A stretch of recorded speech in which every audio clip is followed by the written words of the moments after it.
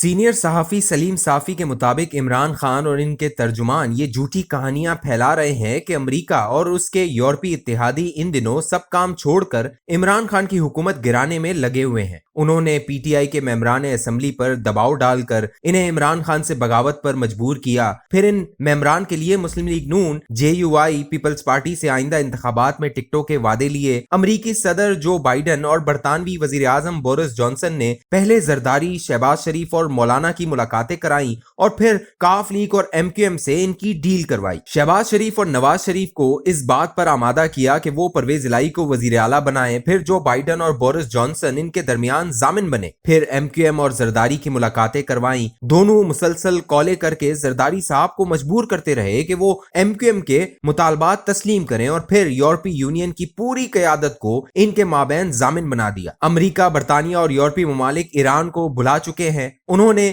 چین کا معاملہ کچھ وقت کے لیے مؤخر کر دیا ہے۔ یوکرین اور روس کا بس وہ صرف نام لے رہے ہیں، لیکن ان کی تمام تر توجہ پاکستان پر مرکوز ہے۔ سی آئی اے، MI6، را اور موساد وغیرہ عمران خان کو فارغ کرنے میں لگی ہیں۔ وجہ صاف ظاہر ہے، یہ سب ممالک سمجھتے ہیں کہ ان کے مفادات کو عمران خان نے شدید نقصان پہنچایا ہے۔ امریکہ، برطانیہ اور یورپ کی نظروں میں عمران خان کے جرائم کی فہرست بہت طویل ہے۔ صحافی سلیم صافی کے مطابق وہ اچھی طرح جانتے ہیں کہ کسی انسان کا سب سے بڑا سرمایہ اس کے بچے ہوا کرتے ہیں، اور عمران خان کے بیٹے برطانیہ میں گولڈ اسمتھ کے گھر بڑے ہو رہے ہیں۔ وہ جانتے ہیں کہ انہوں نے لندن کے میئر کے انتخاب کے لیے پاکستانی نژاد محمد صادق کے مقابلے میں گولڈ اسمتھ کے بیٹے جیک اسمتھ کو سپورٹ کیا۔ وہ جانتے ہیں کہ عمران خان برطانیہ کے ادارے کے پڑھے ہوئے ہیں۔ ان کا طرز زندگی لمبے عرصے تک اہل مغرب جیسا رہا، جبکہ اب بھی معاشرتی حوالوں سے وہ پاکستانی کم اور مغربی شہری زیادہ نظر آتے ہیں۔ وہ جانتے ہیں کہ اقتدار میں آنے سے پہلے انہوں نے برطانیہ، امریکہ اور سنگاپور میں سوشل میڈیا سیلز بنا کر پاکستان کے اندر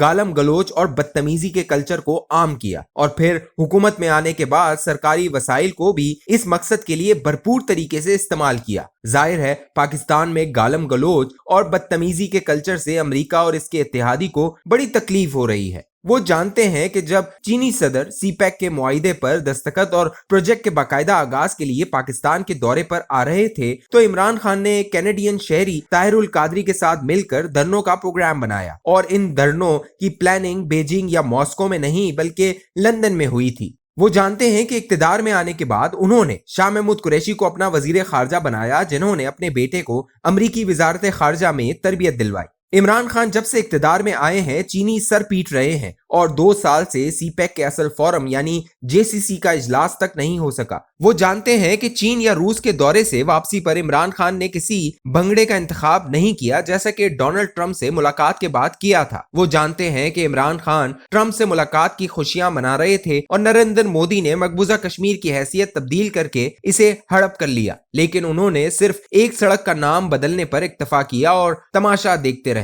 وہ جانتے ہیں کہ عمران خان کو زیادہ فنڈنگ امریکہ، برطانیہ اور یورپی ممالک سے ہوئی، اور وہ یہ بھی جانتے ہیں کہ انہوں نے زلفی بخاری جیسے برطانوی شہریت رکھنے والے اور شہباز گل جیسے امریکہ پلٹ درجنوں لوگوں کو اہم مناصب دیے۔ انیل مسرت جیسے برطانوی شہریوں کی بھی وزیر اعظم ہاؤس میں تواضع ہوتی رہی۔ وہ جانتے ہیں کہ عمران خان نے اسد عمر اور حفیظ شیخ جیسے لوگوں کے ذریعے پاکستانی معیشت کو IMF یا بالواسطہ امریکہ کے ہاں گروی رکھ دیا۔ IMF کے ملازم کو اسٹیٹ بینک کا گورنر بنایا اور پھر انہیں ہر طرح کے چیک سے آزاد کر دیا۔ وہ جانتے ہیں کہ عمران خان نے نہ صرف IMF اور فیٹف کی ہدایت پر قانون سازی کروائی، بلکہ اس کے لیے پارلیمنٹ کو بھی بلڈوز کیا۔ وہ جانتے ہیں کہ عمران خان نے بین الافغان مفاہمت سے قبل قطر ڈیل میں امریکہ کے ساتھ بھرپور تعاون کیا، حالانکہ ہر سمجھدار یہ مشورہ دیتا رہا کہ بین الافغان مفاہمت سے قبل امریکہ اور طالبان کی ڈیل نہیں ہونی چاہیے۔ وہ جانتے ہیں کہ اڈے انہوں نے مانگے نہیں، لیکن وہ